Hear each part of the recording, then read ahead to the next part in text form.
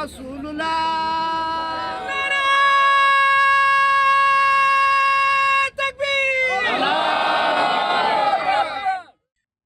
Assalamualaikum warahmatullahi wabarakatuh. Mungkin sebagian pemirsa belum mengetahui bagaimana sih kedudukan Nabi Muhammad SAW di mata para pengikut Ahmadiyah yang sebenarnya. Jangan-jangan para pengikut Ahmadiyah memandang pendiri Ahmadiyah lebih tinggi dari Nabi Muhammad SAW. Mari kita simak 5 poin pernyataan pendiri Ahmadiyah yang merupakan gambaran pandangan dari para pengikut Ahmadiyah juga.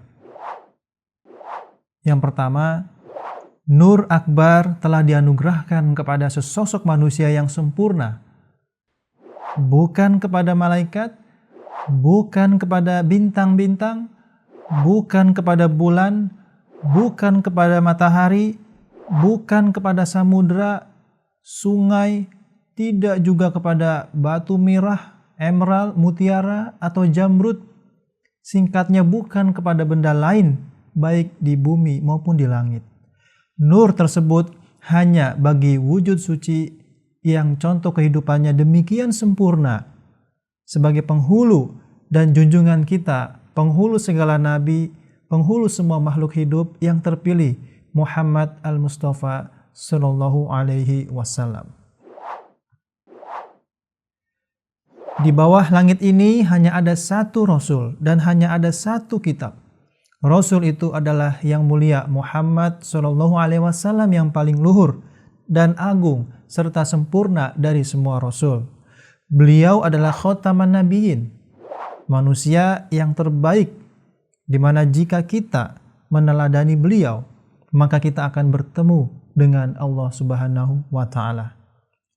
Dan semua tabir kegelapan akan terangkat, serta kita akan bisa menyaksikan keselamatan yang hakiki bahkan ketika kita masih hidup di dunia ini juga. Nabi kita yang mulia Rasulullah SAW adalah seorang pembaharu akbar dalam penyampaian kebenaran dan telah mengembalikan kebenaran yang selama itu hilang kepada dunia. Tidak ada nabi lain yang bisa menimpali keberhasilan beliau dalam mencerahkan dunia yang semula gelap gulita menjadi terang benderang akibat kehadiran beliau. Beliau tidak wafat sebelum bangsa yang kepadanya beliau diutus telah menanggalkan jubah paganisme dan mengenakan jubah ketauhidan ilahi. Tidak itu saja, nyatanya mereka telah berhasil mencapai tingkat rohani yang tinggi, juga memiliki ketakwaan dan soleh yang tidak ada padanannya di bagian lain dunia. Keberhasilan demikian belum pernah dicapai nabi lainnya selain beliau sallallahu alaihi wasallam.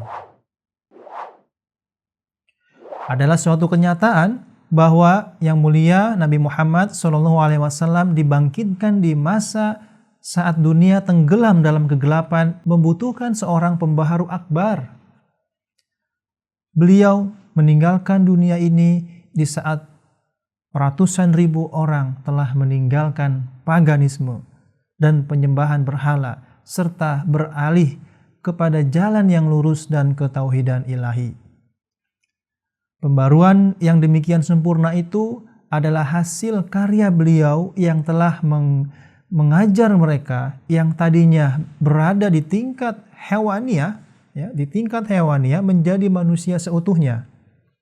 Dengan kata lain, beliau itu telah merubah binatang-binatang liar menjadi manusia untuk kemudian menjadikan mereka manusia terdidik, lalu menjadikan mereka menjadi hamba-hamba Allah serta meniupkan kerohanian ke dalam diri mereka untuk menciptakan hubungan antara mereka dengan Tuhan yang Maha Benar.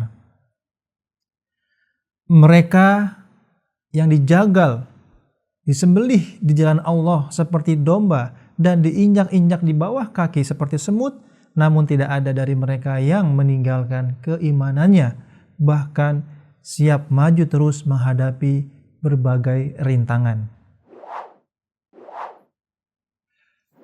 Aku siap menyerahkan nyawa dan kalbuku bagi keindahan Sang Muhammad Shallallahu Alaihi Wasallam.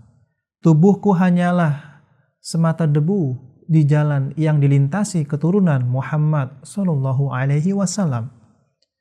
Aku telah melihat dengan mata kalbuku dan mendengar dengan telinga yang tajam lantunan keindahan Muhammad Shallallahu Alaihi Wasallam yang melantunkan ke segenap arah air yang mengalir abadi yang kubagikan. Secara percuma kepada makhluk ilahi hanyalah setitik dari samudra kesempurnaan Muhammad Shallallahu Alaihi Wasallam. Api yang membakar dalam diriku adalah api kecintaan kepada Muhammad Shallallahu Alaihi Wasallam. Air yang kumiliki berasal dari sumber suci Muhammad Shallallahu Alaihi Wasallam.